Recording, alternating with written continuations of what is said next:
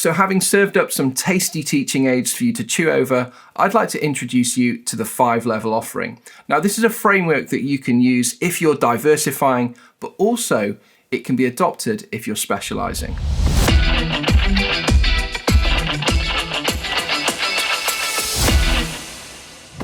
So here are the 5 things that I encourage artists, brands, and creators to offer their audience: content, products, services, experiences, and subscriptions.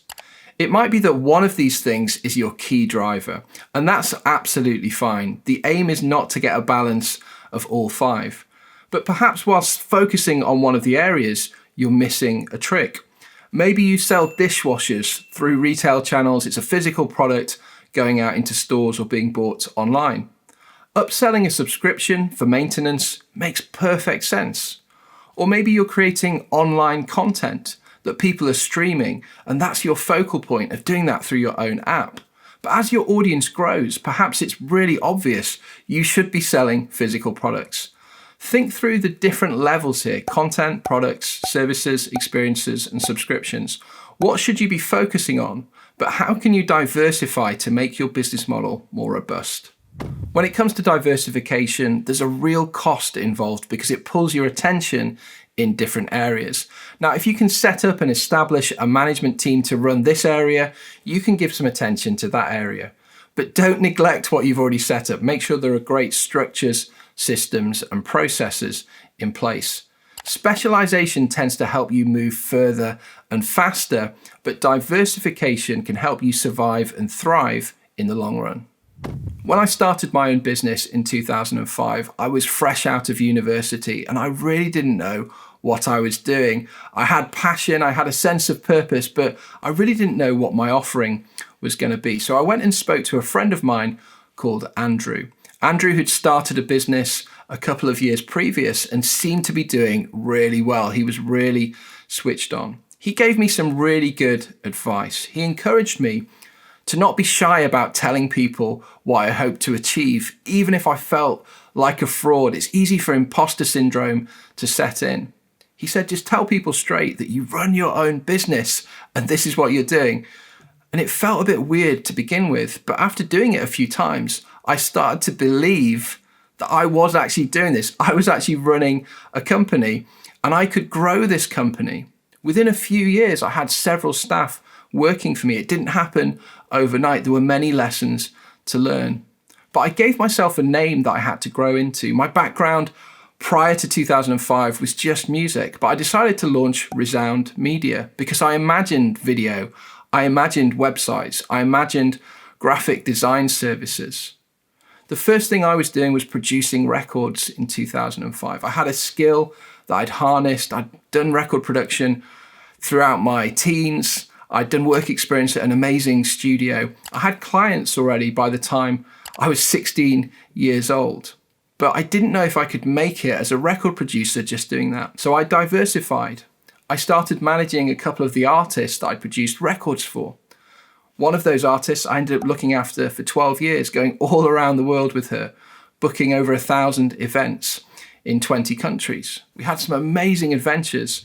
After 5 years of producing records and helping Philippa to grow her business and audience, people were banging on my door asking the question, Andy, can you do for me what you did for Philippa? Now, when it comes to a business partnership or working on a commission basis, it only makes sense if you see massive potential with that artist or if they're already making money.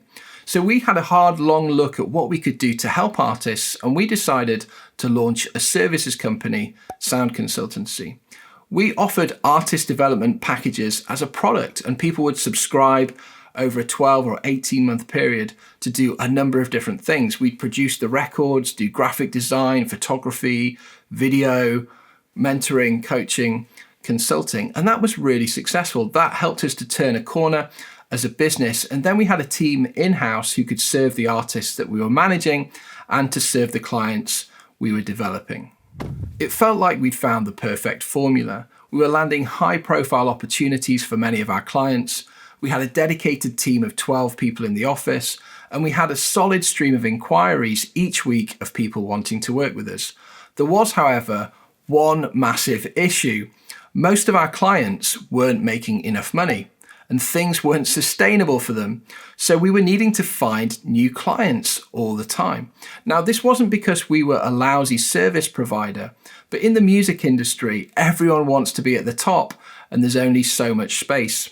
People who aren't at the top don't tend to be making much money. Now, things have changed in the music industry over many years, and there are ways to make it, but it's not easy. So here are a couple of statistics to unpack this. There are over 70,000 songs uploaded every single day onto Spotify. How many of those are going to get 1 million streams? In 2008, 200,000 people in the UK auditioned for X Factor. There can only be one winner. Only a few careers were made through that season of X Factor. We had to address this, so we started to look at crowdfunding. We ran 26 campaigns across all of the platforms on the market, and at that point, we thought we had something we could do better. That's when we launched Rocket Fuel. The big idea with Rocket Fuel was to bring together everything that you could do through Shopify, Kickstarter, and Patreon. Plus, we had a range of services that artists could tap into if they so wish. Essentially, it was a soft sell to help artists with their big challenge of getting funding in for their new project and then introduce them to ways that we might be able to help them.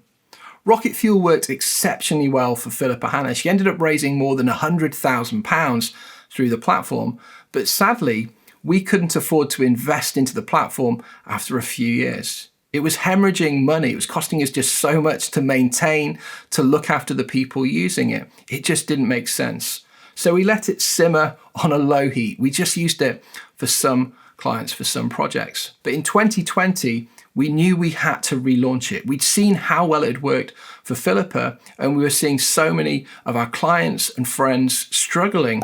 There were no gigs. People lost their livelihoods through COVID. So we decided to relaunch Rocket Fuel with a twist. Rather than just selling the service to people, pointing people to the website and platform, we decided to produce content. We put out training videos. We showed people how to use the tech. We showed them the techniques which helped us to help Philippa. And then we produced a product, the Rocket Fuel Academy. This was an interactive training program that people could work through. And what happened was awesome. Projects were getting off to a flying start at a new rate. We actually raised more money through 2020 and 2021 than we had done in the previous 5 years. I started out selling services, but over time, my business model has flipped. I'm now focused on creating content, music to draw people into the homegrown worship community, training content to draw people into LearnX, collaborative content with Rocket Fuel artists to show people how successful our platform can be. Once people have experienced the content, we can draw them into the products. Often it's the info products and courses that we do through LearnX. And from there, we nurture relationships. We show people through learning experiences exactly what we offer in the way of services and support. People get to know the consulting packages that we have. Now, when it comes to your business model, things might be really set, they might not change over time, or things might be rapidly evolving. And if you need any help, please do reach out. I've been on this incredible journey over 17 years. Things have evolved, things have changed, but I've learned to be incredibly adaptable and resilient. So if you'd like someone on your team who can help you to navigate the way ahead, please do give me a shout. You know where to find me.